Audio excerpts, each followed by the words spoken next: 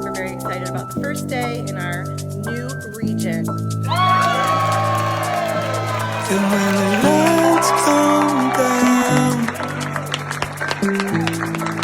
I wanna feel you standing next to me.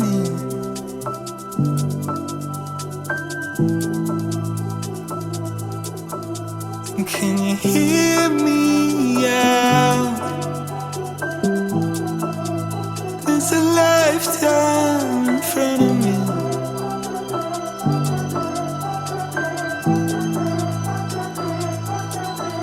And when my time runs out. So now that you know a little bit more about me, I want to let you know why I'm interested in being a TopX RVP. So I've been in the RVP role now for 4 years, and I want to say it is an honor to be endorsed and considered for this opportunity. And thank you for your time in watching this video. It really does mean so much to me.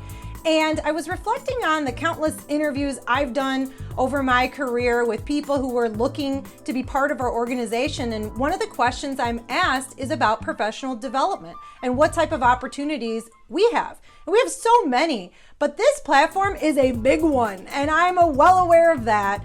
And I want to let you know why I think it's so special. And really because it's not just an opportunity to learn, but to do so in a hands-on way and collaborate with other peers and people, stakeholders in the organization that impacts the bottom line immediately. And whether that's people, a broken window we're trying to fix, or just driving revenue for the organization, it is immediate impact and hands-on learning. And it also aligns really well with one of my personal philosophies, which is, did I leave you better than I found you? Which I happen to have right behind me at all times. My why is about 2 things. Number 1, impacting people. Number 2, being a great role model to people in the organization, my kids. Of course, who doesn't want to hear, Mommy, I'm so proud of you. I want to be like you when I grow up, right? But I've been at this company for 18 years, and I'm on the upswing of my career as far as I'm concerned. And every day I come in with a fresh set of eyes, genuinely curious about the business and wanting to grow and impact the organization, and we are just getting started. But with all that being said, I also start thinking about a legacy. I want to look back and I want people to say, wow, she was obsessed with finding a better way. She had a genuine love and curiosity for people, and she was a great role model to many. So to me, TopX is an opportunity right now in my career to not just excel, but to accelerate the business. Why am I the obvious choice? Well, innovation is rewarded, but we all know execution is worshipped. And whether or not I'm part of the TopX RVP platform, I'm never gonna stop looking at broken windows. Recently, Matt Stouffer was in a meeting of the minds, and he was talking about the responsibility that we have to the organization in the role that we're in as an RVP, and that it's more than just driving production. It's about saying something when you see something and getting the right stakeholders involved. And I'm confident that I've not only done that over the last 18 years, but I also have several examples recently that we'll dive into about how I've done that. And this will give me the opportunity to continue to do that. So let's jump right into some of the things that I'm actively working on and how I'm learning from them in the business right now. So my life pretty much is all things Project Evergreen. And there's a couple different pieces to that. One of them is growing new banking specialties. So I currently lead Premier Banking, Flex Banking. We are growing out Bronze Banking, RME. We'll jump into those later in the video. But Project Evergreen is all about banker retention. And there's a couple different pieces to it behind the scenes that I want to touch on about what I'm working on and how I'm growing. So the first thing that I've been able to impact was to help remove banking leaders from doing hiring for our mortgage bankers. And we proved that Falcon hires are just as impactful as our mortgage banking leaders spending time doing hiring. And we've now been able to save over 600 hours every single month for our banking leaders to focus on driving and impacting production, which is great. The second thing that I am just starting to work on is reimagining a banker's first year within the organization. And when I was in the first meeting talking about recruiting and retention, I noticed that Belle Haroon was an amazing communicator, and I was so impressed with how she was able to navigate quickly, get solution focused, get results, and just move things forward. And I thought to myself, wow, that's someone that I would really love to grow and connect with. So I reached out to her, and now I am meeting with Belle every single month and other people like Tim Martin, and really trying to do what I can to learn, grow, and be a liaison for mortgage banking to help grow our business in a different way and think about it in ways that we haven't before.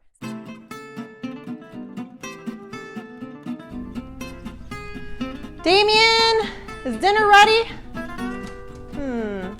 I'm not really sure if this is ready or not. I mean, you know how I like it. Butterflied, cooked all the way through, not burned, not like a hockey puck. Maybe I'll just leave it in for a little bit longer. I'll check my mail while I'm waiting. Let's see, who's this from here? John Warfo. Oh my goodness, Amazon's got his name spelled wrong. I should probably call him, but it's pretty early on a Sunday morning here. Maybe I should wait, or maybe he knows, or maybe he's just got a lot going on. Maybe Crystal, I should probably call his wife Crystal and let her know. What if they're not getting packages? I don't know, let's just see what's inside of here. Oh my goodness. Real cute, John. You know what? Point taken. I'm gonna go ahead and take this dinner out of the oven because done is better than perfect. We just talked about constructive criticism I received, but feedback is definitely a two-way street. And any leader that I've worked with over time, I have always given direct feedback to. Why? Well, simply because I care. And whether you have food on your teeth or you're just showing up at work in a way that you may not mean to, I have no problem telling you that. One specific example that comes to mind is when a new leader transitioned into the specialty that I had been working on for years, and it felt like he came in guns a-blazing with something to prove. So in meetings with others who had also been working on the specialty for quite some time, you could really see their physiology change as some of his critical comments kept coming. And I'm not gonna lie, there might have been a few moments where I felt like this, but I also knew this person. And a philosophy that I've subscribed to is API, assume positive intent. I know that person had positive intent, but they were showing up in a critical way. From our experience in Leader to Leader, having worked on the wheel, I immediately thought about courageous authenticity. I paused on it, and then we sat down and I delivered the feedback. To my surprise, he was actually really defensive. Things were feeling more like no before yes. Hours later, after the meeting, I believe he thought about the intent of my message, knew it was from a positive place, and he actually sent me a text saying thank you for saying something. So the outcome there was we had increased trust between us and definitely better alignment on what we were growing together and working on. And so in the end, we agreed to live the yes before no mindset. And honestly, I felt so much better about it.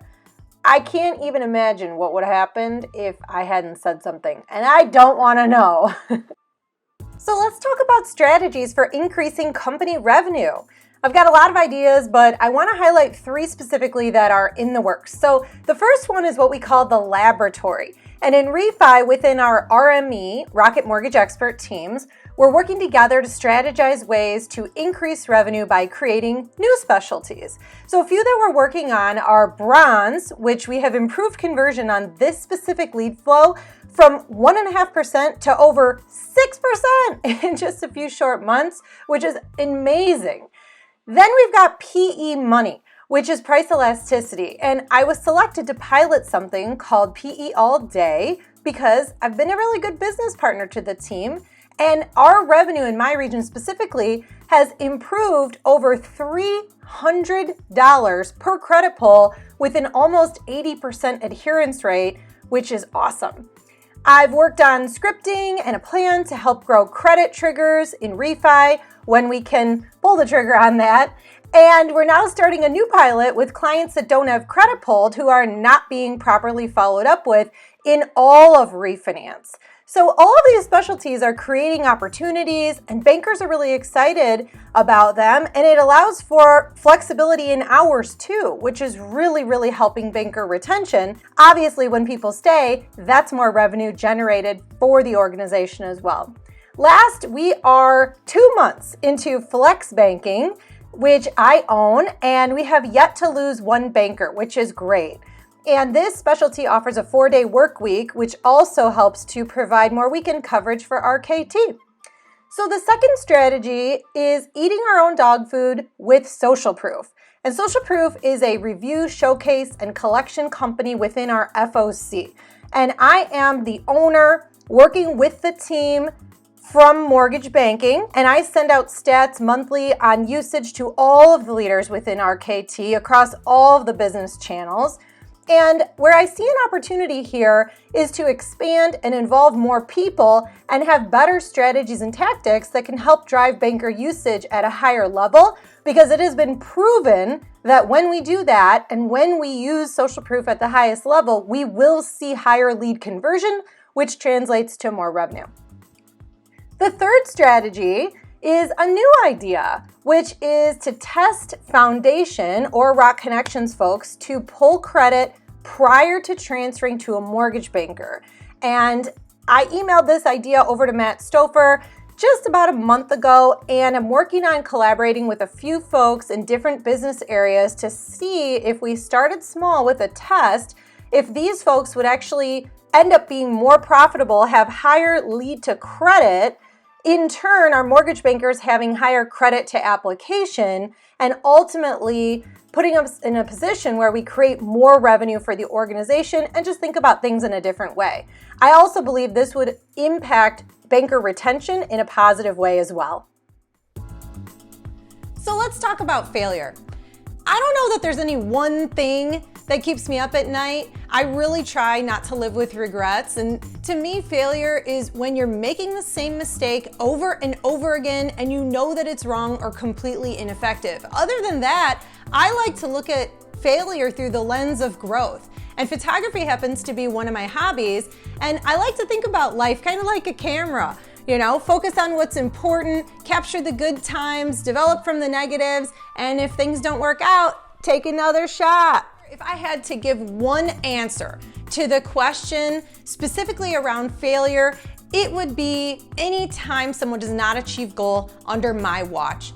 And in the past, we have been in a spot where we had only about 30% of the people in our region achieving goal. And now I'm happy to say that just last month, we were up over 70%. But with that being said, we've still got miles to go. And I got in front of my region about a month ago and have been providing daily updates since. And I let them know that the number one thing that I care about the most is that every person in the arena region achieves goal. And when we do that, that's when we truly win as a team. So as far as failure goes, I think to summarize it, Oscar Wilde said it best: experience is the name that we give our mistakes.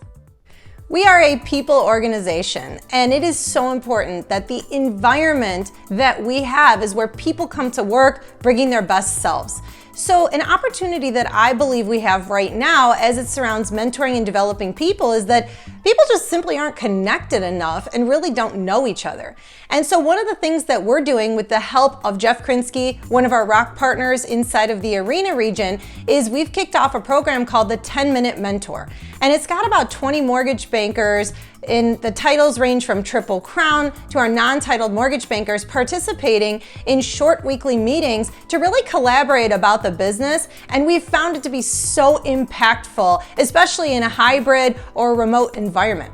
And when I think about mentoring and developing people, I think about all the hard work that T. Wynn is doing with everybody on the team, whether it's Richard Mandel or soon to be Matt Stouffer. And I would love to be part of what we're growing and building, because this is something that I'm really passionate about. So when I think about a vision for mentoring and developing people, there's a lot of parallels to something that I really love, which is building new homes. And right now I'm actually working on our 5th new construction project. And there's 4 things that I thought I could touch on to speak to this vision. So number 1 is a strong foundation. It is very important that you have a strong foundation when building something. Number 2, structure, solid structure. Number 3, design. You've got to have great design. And number 4, don't forget about the maintenance and being consistent over the long run.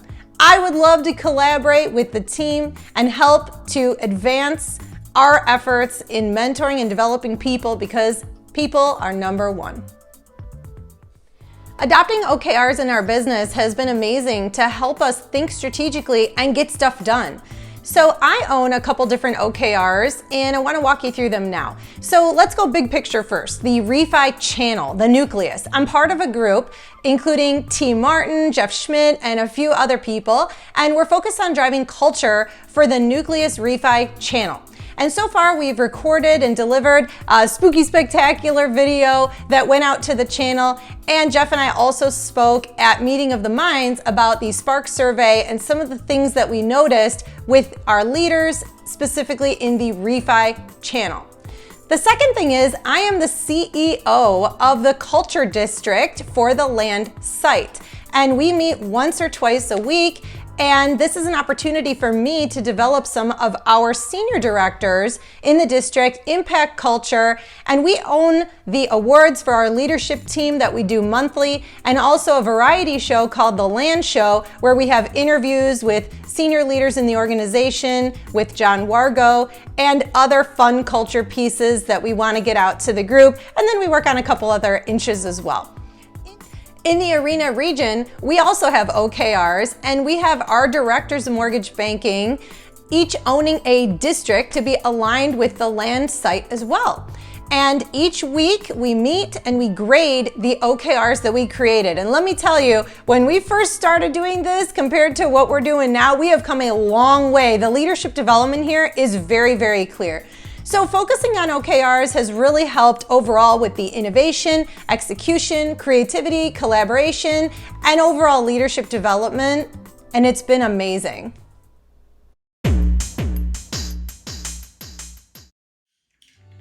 Okay, now tell me what you're doing. I'm transforming it. Thank you very much. Thank you very much. Thank you very much.